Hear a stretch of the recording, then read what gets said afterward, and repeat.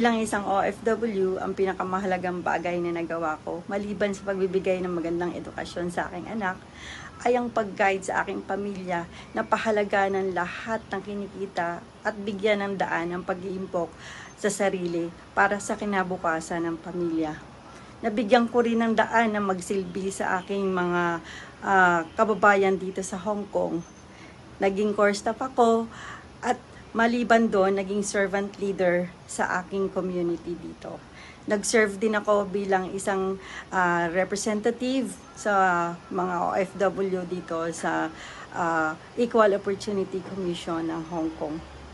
Gusto kong maalala ko ng lahat, hindi bilang isang magaling na tao, kundi isang bilang servant leader.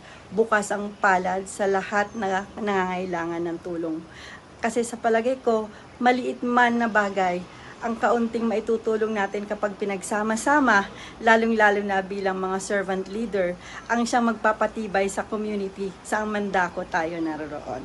Kaya, proud ako bilang isang graduate ng ALSE, Hong Kong, at bilang isang core staff na nagsiserve sa Filipino community dito sa Hong Kong. Salamat po.